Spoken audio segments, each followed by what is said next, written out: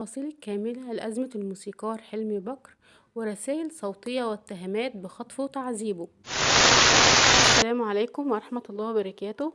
كشفت الفنانة نادية مصطفى تفاصيل جديدة في أزمة الموسيقار حلمي بكر وما يتردد حول منع زوجته سماح القرشي الزيارة عنه ونقله إلى منطقة أرياف بمحافظة الشرقية، الأمر الذي يتعارض مع تدهور حالته الصحية وما تطلبه من نقل إلى أحد المستشفيات.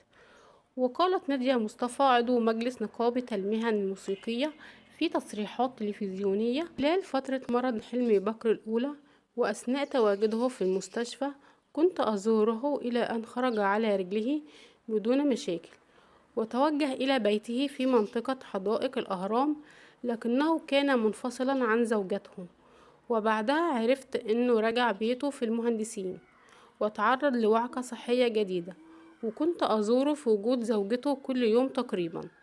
وأضافت نادية مصطفى: قمت بنقل الصورة لمصطفى كامل نقيب المهن الموسيقية ومجلس إدارة النقابة، والكل أجمع على أننا تحت أمر حلمي بكر، لكن لما عرضت عليه نقله للمستشفى رفض وقال لو خرجت من البيت مش هعرف أدخله تاني مرة.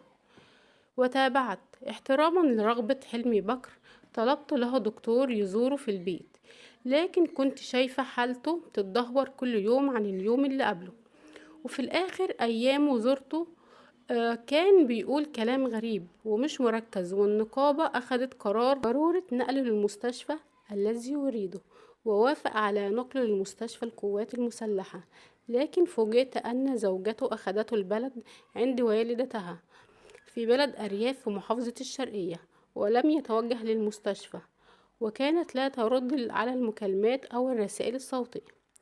وأضافت: تواصلت مع ناس يعرفونه ولقيت شخص قريب جدا من والدتها في البلد وناس صعب عليهم حلمي بكر، وأرسلوا لي رسائل صوتية عن تعرضه لمعاملة فيها إهانة. وكشفت نادية مصطفى عن موقف يعكس الصعوبة التي واجهتها في الوصول لحلمي بكر قائلة: يوم ما أخدت الدكتور يزوره احتراما لرغبته فضلت واقفة في الشارع محدش عايز يفتح لي، وكلمته قال لي أنا لوحدي ومقفول عليا الباب، وكنت هبلغ البوليس ونكسر الباب، وزوجته لم ترد عليا، وبوجود شهود حارس أمن عقار مجاور له تحت الإنشاء قفز داخل البلكونة عنده في الدور الأول وفتح لنا الباب، وكان أخو زوجته موجودا لكن نايم. من جانبه علق الفنان مصطفى كامل نقيب المهن الموسيقية على حالة الجدل حول صحة الموسيقار حلمي بكر واتهامات لزوجته باختطافه ومنع الزيارة عنه. قال: أنا الآن في وضع حرج جدا ومضطهد، ويتم استخدام اسمي والإساءة لي منذ 6 أشهر، بيتم النيل من سمعتي لمجرد أني كنت داعم للموسيقار الكبير حلمي بكر والذي يمثل لي والدي. وأضاف مصطفى كامل في تصريحات تلفزيونية: تم الافتراء علي أكثر من مرة حتى أبتعد عن الأستاذ حلمي بكر. وحول وضع الموسيقار حلمي بكر حاليا قال: الوضع معروف منذ 5 سنوات ومنذ المفارقات التي لا يعرفها أحد، أن منزلي في العمارة المقابلة لمنزل الموسيقار حلمي بكر مباشرة، وعلاقتي بالموسيقار حلمي بكر ممتدة منذ عام 1994 وهو صديق عمري، يتم استهدافي بسبب دعمي له، واتقال إني رافض علاجه وإن مستشفيات النقابة نصبت عليه من ناس معينة. وأضاف: نفسي أعمل له حاجة، آخر مكالمة بينا منذ شهرين وقلت له مش عارف أجيلك، وقال لي أنا عارف وأنا تحت رهن الأستاذ حلمي بكر وأنا معرفش هو فين، حتى نادية مصطفى لا تعرف مكانه. وقالت الفنانة نادية مصطفى أن لديها رسائل صوتية عن حالته وأن حالته في منتهى الخطورة ولازم حد من أهله يحرر محضر. يذكر أن نجل الموسيقار حلمي بكر اشتكى في مداخلة هاتفية خلال برنامج تلفزيوني عن تعرض والده للتعذيب على يد أشخاص قريبين من زوجته الحالية، مؤكدا أنه في طريقه للعودة من الولايات المتحدة لزيارة والده. وعلقت زوجة الموسيقار حلمي بكر على تصريحات نجله بشأن خطفه وتعذيبه قائلة: الأستاذ حلمي قال لي بعد ما الكلام ده اتنشر: هو أنا عيل صغير عشان أتخطف؟ وكشفت زوجة الموسيقار حلمي بكر في تصريح تلفزيوني تفاصيل حالته الصحية قائلة: عنده كهرباء زايدة في القلب، ومنع نفسه من الاتصالات، وعنده مشاكل في الكلى ومية على الرئة.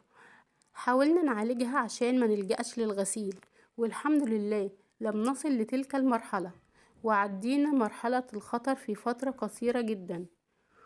وقالت سماح القرشي زوجة الموسيقار حلمي بكر أن زوجها الموسيقار يمر بوعكة صحية شديدة وطريح الفراش، فضلا أنه رفض الذهاب للعلاج للمستشفى التابعة للنقابة بعد تصريحات المطرب مصطفى كامل ضدي.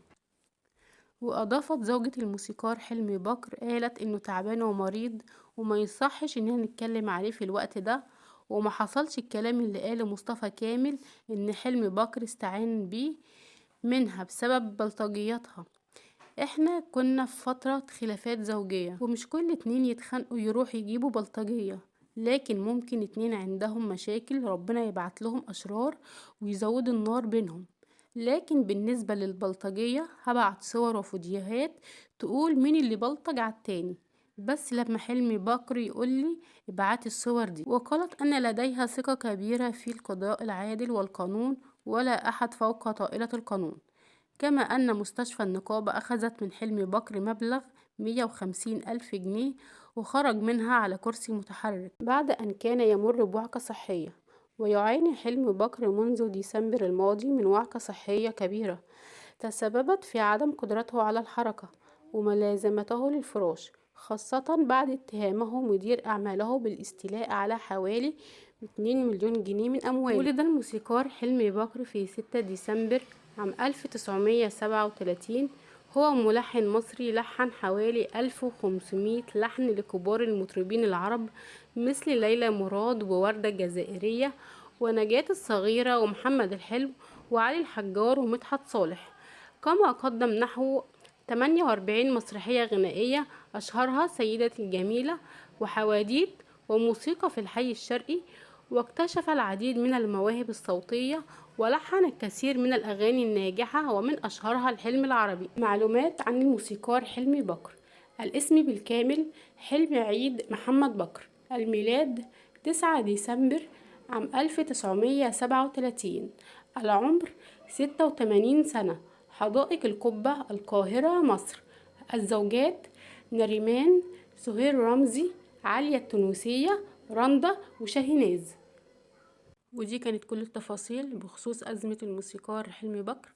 ربنا يشفيه ويعافيه ويشفي كل مريض. أتمنى ما تنسوش تحطوا اللايك وتشتركوا عندي في قناتي. والسلام عليكم ورحمة الله وبركاته.